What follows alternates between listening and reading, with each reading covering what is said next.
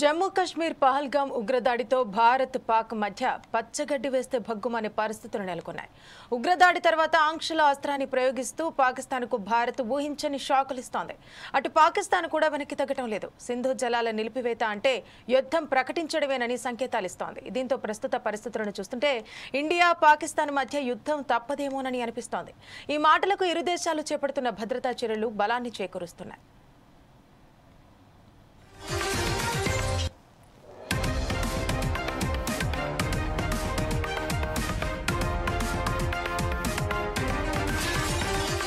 ఇక Pahalgam terror attack పై ప్రతీకారం తీర్చుకోవాలని భారత్ ఉవ్విళ్లూరుతోంది. ఇందులో భాగంగా ఇండియన్ ఎయిర్ ఫోర్స్ ఆక్రమణ్ విన్యాసాలు నిర్వహిస్తోంది. సెంట్రల్ సెక్టార్లో రఫేల్ యుద్ధ విమానాల నేతృత్వంలో కసరత్తు ప్రారంభించింది. క్లిష్టమైన భూతల దాడులు, ఎలక్ట్రానిక్ వార్ఫేర్ విన్యాసాలపై దృష్టి సారించింది. ఇందుకోసం వివిధ వైమానిక స్థావరాల నుంచి యుద్ధ విమానాలను తరలించింది. మైదాన, పర్వత ప్రాంతాల్లో ఆపరేషన్ల కోసం ప్రత్యేక శిక్షణ కూడా ఇస్తోంది.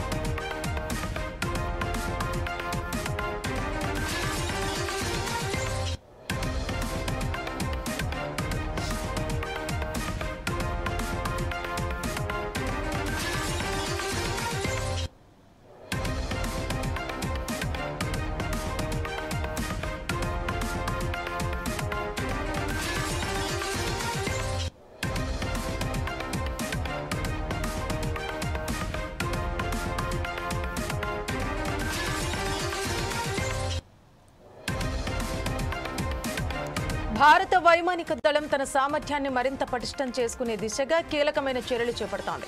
ఇందులో భాగంగా ఆక్రమణ్ పేరుతో సెంట్రల్ సెక్టార్ పరిధిలోని విస్తారమైన గగనతలంలో భారీ వైమానిక విన్యాసాలను నిర్వహిస్తోంది. అత్యాధునిక రఫేల్ యుద్ధ విమానాలు ఈ కసరత్తులో ప్రధాన పాత్ర పోషిస్తున్నాయి. దేశ రక్షణలో కీలకమైన భారత వైమానిక దళం తన కార్యాచరణ సంసిద్ధతను పరిరక్షించుకునేందుకు ఆక్రమణ్ విన్యాసాలను చేపట్టింది. రఫేల్తో పాటు వాయుసేన అమ్ముల పొదిలోని ప్రధాన యుద్ధ విమాన శ్రేణులు ఈ కసరత్తులో పాల్గొంటున్నాయి.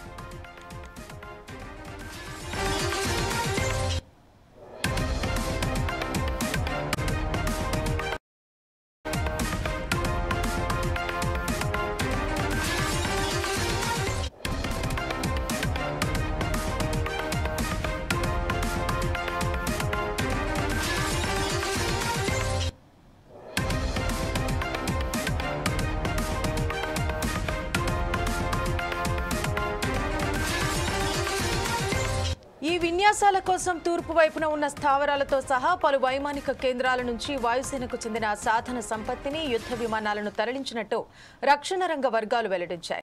అత్యాధునిక సాంకేతిక పరిజ్ఞానంతో కూడిన ఈ యుద్ధ విమానాలు అత్యంత క్లిష్టమైన విన్యాసాలను ప్రదర్శిస్తున్నాయని తెలిపాయి.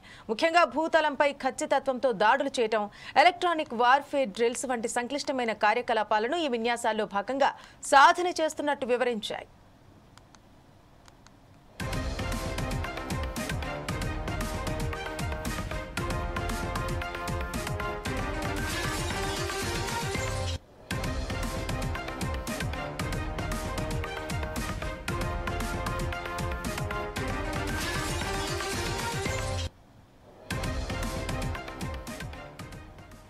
మైదాన ప్రాంతాలు, పర్వత ప్రాంతాలు వంటి విభిన్న భౌగోళిక పరిస్థితులలో క్లిష్టమైన భూతల దాడి కార్యకలాపాలను సమర్థవంతంగా నిర్వహించేందుకు భారత వైమానిక దళం ప్రత్యేకంగా శిక్షణ పొందుతున్నట్టు రక్షణ వర్గాలు స్పష్టం చేశాయి.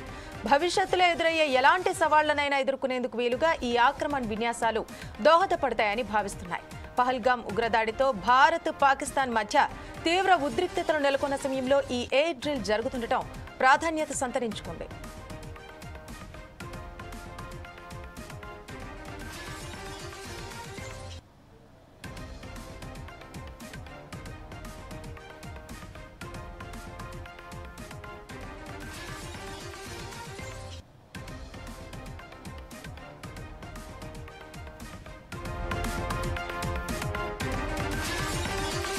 ఓకే, ఇక ఈ ఆక్రమణ విన్యాసాలకు సంబంధించి మరింత సమాచారం మా ఇన్పుట్ ఎడిటర్ శ్రీనివాస్ అందిస్తారు. శ్రీనివాస్ చెప్పండి, ఇప్పుడు ఆక్రమణ విన్యాసాలు జరుగుతున్నాయి. ఇప్పుడు పాకిస్తాన్ సైన్యంకి ఇటు భారత సైన్యానికి మధ్య పోల్చుకుంటే భారతదేశానికి ఉన్నటువంటి సైన్యమే ఎక్కువగా ఉంది. అంతేకాకుండా ఇటు జెట్ విమానాలు కానివ్వండి, ఈ నేవీ దళం కానివ్వండి, ఎక్కడ చూసుకున్నా కూడా భారతదేశానికి అత్యధికంగా ఉంది. సో పెద్ద యుద్ధమే జరగబోతోంది అంటున్నారు. ఒకసారి చెప్పండి దీనికి సంబంధించి పూర్తి వివరాలు.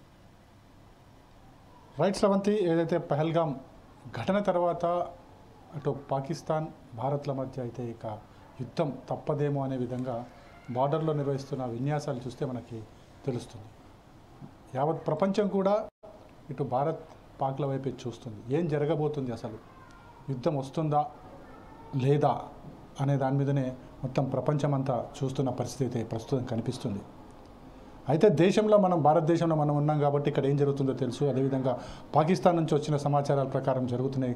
మొత్తం కూడా యుద్ధ మేఘాలు అయితే కమ్ముకున్నాయి. యుద్ధానికి సిద్ధం అన్నట్టుగా ఇరు దేశాలు కూడా రెడీ అవుతున్న పరిస్థితి మనకు కనిపిస్తుంది. ఒకసారి చూసుకుంటే కనుక ముఖ్యంగా భారత్లో ఉన్న అమ్ముల పొదిలో చాలా క్షిపణులు ఉన్నాయి, అస్త్రాలు ఉన్నాయి. వాటన్నిటినీ ఒకసారి ప్రయోగిస్తే కనుక పాకిస్తాన్ అసలు మ్యాప్లో కనిపించకుండా పోతుంది అనే అది కూడా ఉంది. కానీ ఒకసారి చూస్తే కనుక మొత్తంగా ఈ పహల్గామ్ ఉగ్ర దాడి తర్వాత భారత్లో ప్రతి పౌరుడు కూడా పాకిస్తాన్ మీద ప్రతీకారం తీర్చుకోవాల్సిందే అనే ఒకే ఒక నినాదం. ఇది రాజకీయ రహితంగా, మతాల రహితంగా వస్తున్నది. ముస్లిమ్స్ కూడా రోడ్డెక్కి పాకిస్తాన్ చేపట్టిన ఇలాంటి ఉగ్రదాడిని ఖండిస్తున్న పరిస్థితి మనకు కనిపిస్తుంది. ప్రతి చోట కూడా ఇదే మనకి దర్శనమిస్తున్నాయి. ర్యాలీలు, కొవ్వొత్తి ర్యాలీలు జరుపుతూ ముందుగా ఎవరైతే ఉగ్రదాడిలో ప్రాణాలకు పోయారో వారికి నివాళులు అర్పించిన తర్వాత ఖచ్చితంగా పాకిస్తాన్ మీద చర్య తీసుకోవాల్సిందే, ఉగ్రవాదులు మట్టు పెట్టాల్సిందే అనే ఒక డిమాండ్ ఏకంగా ఒకే వాక్యం మీద వస్తున్నది. కేంద్ర ప్రభుత్వం మీద ఆ దిశగానే అడుగులు వేస్తుంది. కాబట్టి ఇప్పుడు మరింతగా కేంద్రానికి మద్దతు ఇచ్చే రీతిలో ఇటు పార్టీలు, ప్రజలు కూడా సన్నద్ధమవుతున్నారు. అయితే ఒకసారి మనం చూసుకుంటే కనుక ముఖ్యంగా భారత అమ్ముల పొదిలో వైమానిక రంగానికి పెద్ద పీటే ఉంది.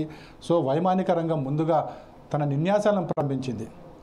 ఎక్కడైతే మైదానం ప్రాంతాలు ఎక్కడైతే ఉంటాయో అక్కడంతా కూడా మొత్తం వైమానిక దళానికి ఉన్న రంగానికి ఉన్న ఏవైతే శస్త్రాలు ఉన్నాయో అన్నిటిని కూడా ప్రయోగిస్తుంది.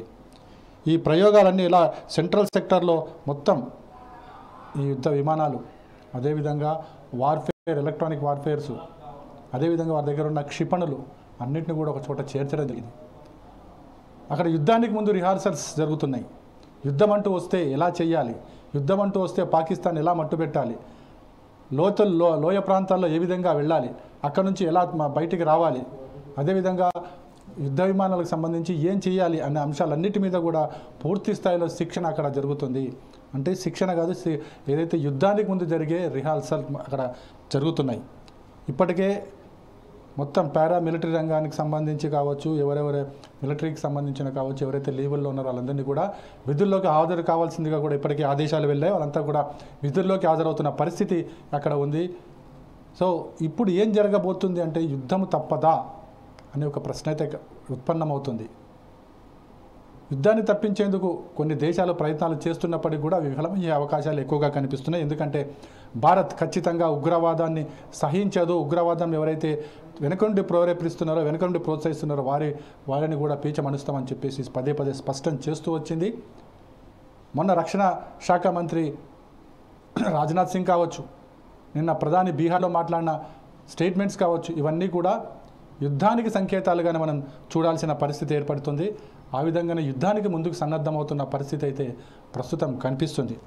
మన దగ్గర ఉన్న అస్త్రశస్త్రాలు అన్నీ కాదు. అసలు ఈ అస్త్రశస్త్రాలు చూసుకుంటే కనుక పాకిస్తాన్కి సంబంధించి ఇండియాలో ఉన్న ఏవైతే అస్త్రశస్త్రాలు ఉన్నాయో అవి పాకిస్తాన్లో మనకున్న దాంట్లో కరెక్ట్ ఒక 10% కూడా వాళ్ళ దగ్గర లేవనే చెప్పచ్చు. ముఖ్యంగా చూసుకుంటే కనుక భారత్ దగ్గర S-400 ఇది గగనతలంలో రక్షణ వ్యవస్థలో అత్యంత కీలకంగా పనిచేసే ఒక క్షిపణి. ఇది రష్యా నుంచి మనం కొనుగోలు చేయడం జరిగింది. ఇది రష్యాలో చాలా కీలకమైన పాత్ర పోషించింది N-400. సో ఇది మన దగ్గర ఉంది. ఇది తలుచుకుంటే కనుక పాకిస్తాన్ బార్డర్ అవతల కూడా ఏరివేసే పరిస్థితి ఈ క్షిపణి వల్ల ఉంది. అదేవిధంగా మనం చూసుకుంటే కనుక ఇటీవల భారత వైమానిక దళం నిన్ననే నౌకాదళం నిన్న ఒక ప్రయోగం చేసింది. ఏదైతే MR-SAM దీన్ని ప్రయోగించింది, ఇది సక్సెస్ఫుల్గా పనిచేసిందని చెప్పేసి నిన్ననే నౌకాదళం పెద్దలు కూడా వివరించడం జరిగింది. ఇది medium range surface to air క్షిపణులని ఏరివేసే క్రమానికి ఇది ఉపయోగపడుతుంది. కాబట్టి ఇది కూడా భారత్ అమ్ముల పొదిలోనే ఉందని చెప్పచ్చు. ఇక చాలా అసలు మనం చూసుకుంటే కనుక భారత వైమానిక దళానికి సంబంధించి 1 కాదు 2 కాదు సుఖోయ్ విమానం ఒకటి రెడీగా ఉంది. అదేవిధంగా క్షిపణులు ఇప్పటికీ రెడీగా ఉన్నాయి. ఇతర పాకిస్తాన్తో పోల్చుకుంటే మన దగ్గర ఉన్నాయి చాలా అధికం. ముఖ్యంగా మనకి మిలిటరీ దళాలు చూసుకుంటే కనుక మన దగ్గర దాదాపుగా 14 లక్షల పైచిలుకు మిలిటరీ సిబ్బంది ఉంటే వాళ్ళ దగ్గర కేవలం 6 లక్షల పైచిలుకు మాత్రమే సిబ్బంది ఉన్నారు. ఇలా 1 కాదు 2 కాదు వార్ హెడ్లు మన దగ్గర ఉన్నాయి. అదేవిధంగా తలుచుకుంటే అణుక్షిపణులు కూడా మన దగ్గర ఉన్నాయి. ఇలా చూసుకుంటూ పోతే కనుక భారత్తో పోల్చుకుంటే పాకిస్తాన్ అసలు కనిపించదేమో ఒకవేళ భారత్ కనుక యుద్ధం చేస్తే అనే విధంగా కూడా ఉంది.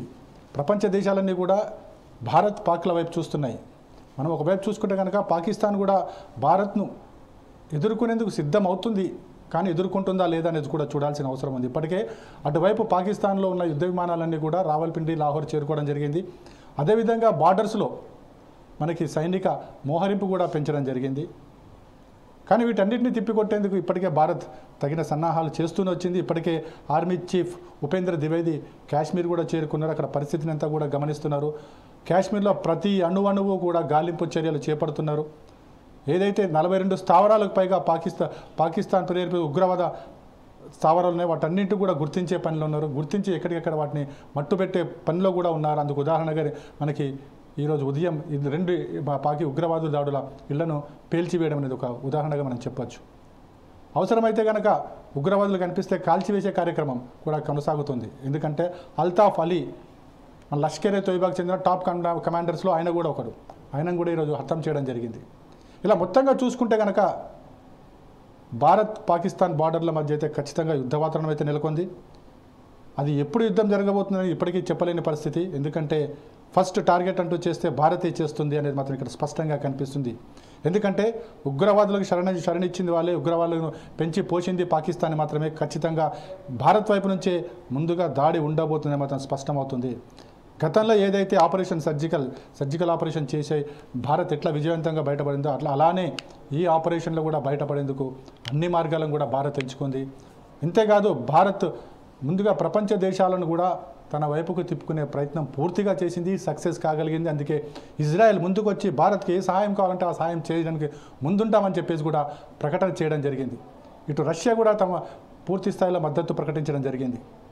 అదేవిధంగా అమెరికా కూడా తన వంతు సహాయం అందించేందుకు ముందుకు వస్తుంది. పాకిస్తాన్ని ఒంటరి చేసే ప్రయత్నం కూడా అమెరికా నుంచి ఉంది అనేది మాత్రం మనకు తెలుస్తుంది. కానీ యుద్ధం మొదలైతే అది చూడాలి ఏ విధంగా ఉంటుందో. మొత్తానికైతే ఇటు భారత్ పాకిస్తాన్ సరిహద్దుల్లో మాత్రం యుద్ధ మేఘాలు కమ్ముకున్నాయి. ఎప్పుడు యుద్ధం మొదలవుతుందో అనే అదైతే ఉత్కంఠ అయితే నెలకొని ఉంది. కానీ భారత్లో మాత్రం ఖచ్చితంగా పాకిస్తాన్ని, ఉగ్రవాదాన్ని అణిచివేయాలనే ఒకే ఒక లక్ష్యంతో భారత ప్రజలు కూడా కోరుకుంటున్నారు. శ్రవంతి. ఓకే శ్రీనివాస్, అంటే ఇప్పుడు ఐక్యరాజ్య సమితి ఇరు దేశాల ప్రధానులు పిలిచి మాట్లాడి అంటే యుద్ధం జరగకుండా చేసే ప్రయత్నం ఏమైనా చేస్తే ఫలిస్తుందంటారా?